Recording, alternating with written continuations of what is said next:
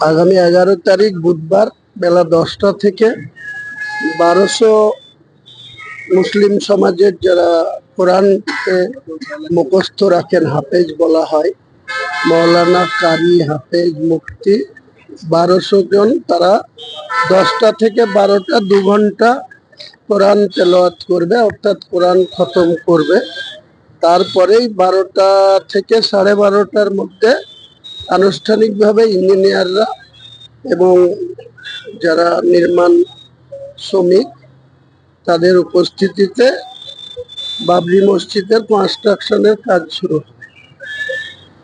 তো সেটা এবার ইঞ্জিনিয়ার যারা দায়িত্বে আছে কেরলের, সেই দায়িত্বের ব্যক্তিদের কাজ তেনারা করবেন। তেনারা, আমার আগে ধারণা ছিল যে 3 বছরের মধ্যে কমপ্লিট, কিন্তু এগ্রিমেন্ট যেটা সাইন হয়েছে সেটা 2 বছরের মধ্যে বাবরি মসজিদের কাজ কমপ্লিট করে দেবেন।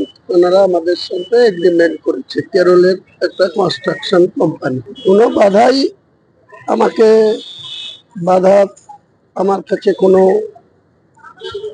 হবে বলে মনে করি না। কোনো বাধা আসলে সে বাধাকে অতিক্রম করার ক্ষমতা আমার আছে। আমি কারো বিরোধিতা যেমন করতে চাই না, কেউ আমার সামনে রুখে দাঁড়ালে সেটা কি করে প্রতিহত করতে হয় হুমায়ুন কবিরের জানা আছে। পলাশী মনুমেন্ট থেকে শুরু হবে 235 কিলোমিটার বাবরি যাত্রা। ঠিক 12 তারিখ সকাল 9টায় স্টার্ট হবে।